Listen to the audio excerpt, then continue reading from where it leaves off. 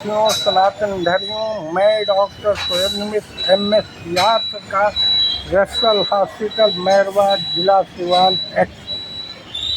मैं MS आसपास गोरखपुर विद्यालय गोरखपुर वर्ष 1972 करता हूँ। वरिष्ठ बतस गोत्रीय निषेधम है।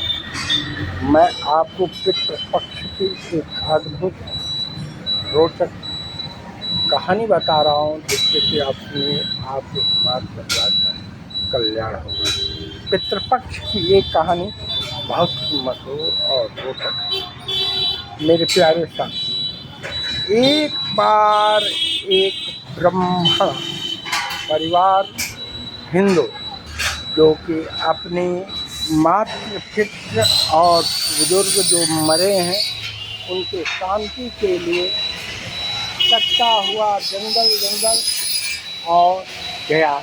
देखता है विष्णु भगवान नाग शैया पर माँ लक्ष्मी पैर नीचे दबाते हैं और वो ब्रह्म देव जा कर के उनसे विष्णु भगवान से पूछता है, हे प्रभु, हे विष्णु जी, आप मेरे पितरों को तर्पण अर्थात खुश करने का कोई उपाय बताएं, क्योंकि मैं, मेरा परिवार, बच्चा कोई भी घर में सुखी नहीं रहता है। मेरे पितृगण सपने में दिखाई देते। विष्णु भगवान कहते हैं उस ब्राह्मण से, सुनिए, इस हिंदू ब्राह्मण से, प्यारे साथियों, पितृ लोगों को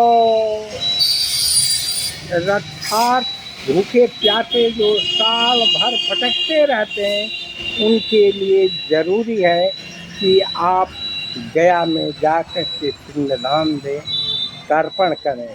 यदि वहाँ नहीं संभव है, इलाहाबाद जाएं और तर्पण दें। इससे भी नहीं तो बनारस जाएं, और नहीं तो हरिद्वार ऋषिकेश जाकर के तर्पण दें। यदि कुछ भी संभव नहीं हो तो प्यारे साथियों, पितृपक्ष में तुलसी पेड़ के नीचे बैठ करके और तो उसमें कटोरी में गंगाजल 5 मरतबे अर्पण करते हुए खड़ा, कम से कम 11 दाना उसमें कुमकुम, रोड़ी, पैसे, गुड़, फल दे करके दक्षिण दिशा में तिल के साथ अर्पण करें। इससे आपके बुजुर्ग, पिता, माता, बाबा, दादा, दादी, नैहर के लोग, ससुराल के लोग, दोनों जगह के लोग तर्पणित होंगे। मेरे प्यारे साथी, पितरों के तर्पण के लिए आप जानते हैं, पुत्र ही एक है, भू नामक नदी से पार कराता है और उसका परिवार, खानदान एक होता। महाभारत में भी जानते हैं,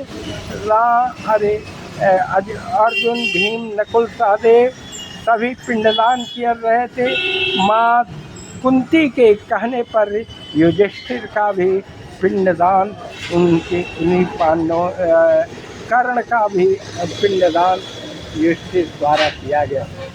उसी तरह से मेरे प्यारे साथियों, एक कर्ष ऑफ सीता, राम, लक्ष्मण, सीता फाल्गु नदी में जब अपने पिता दशरथ का पिंडदान किए थे, पिंडदान करते समय श्री रामचंद्र जी गए थे फल मूल तेल आदि का व्यवस्था करने के लिए। गाय वो आकर के दशरथ जी पिंडदान मांगने लगे। माँ सीता बताई कि अभी गए हैं लोग सामान कहे के, तो कहे क्रोधित हो गए और कहे कि जल्दी पिंडदान लो, मैं प्यास से तड़प रहा हूँ।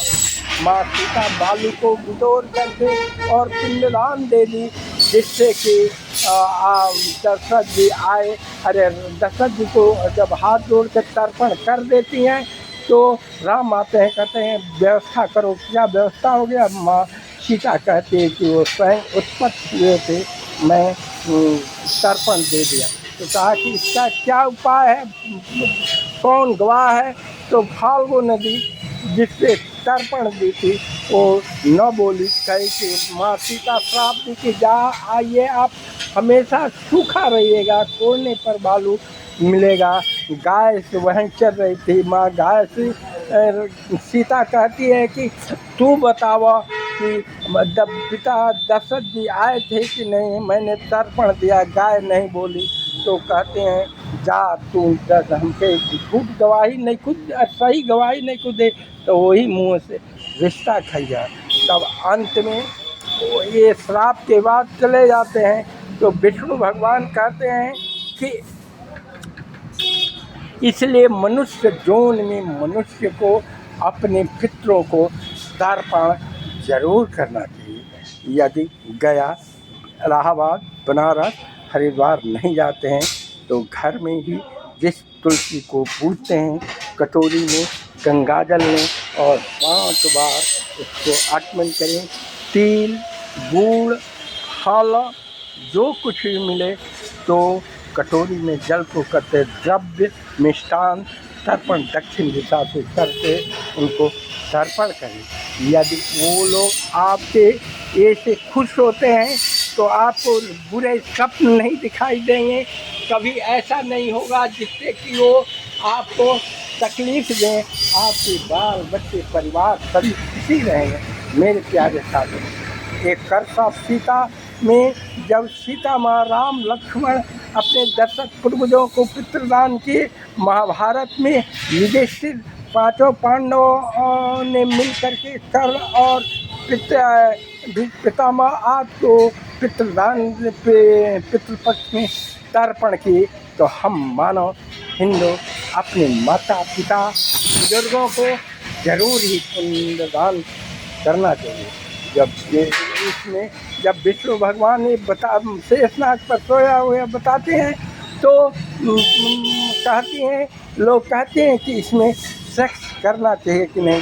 कुछ लोगों का कहना है पुराणों में कि सेक्स करना स्त्री को खुश करके पुत्र को उत्पन्न के लिए करना चाहिए, और कुछ लोग कहते हैं कि प्यारे साथियों इसमें पत्नी या किसी से जब सेक्स नामक चीज नहीं करना चाहिए। और पुराणों में बताया गया है इसमें मांस, मछली, अंडा निराहार रहे, यहाँ तक कि लहसुन प्याज भी न खाए करके करना चाहिए। पुराण में भी लिखा हुआ है जो नर मनुष्य अपने पूर्वज का निष्ठापूर्वक तर्पण करता है वो धन्य धान्य से खुशी रहता है। मेरे प्यारे साथियों, विष्णु पुराण, शिव पुराण और अभी गरुड़ पुराण का कहानी आप बताएं, इसलिए मेरे साथियों आप लोगों से विनय है, अनुनय है, प्रार्थना है कि जो कुछ यथाशक्ति तथा भक्ति पितरों का दर्शन करें,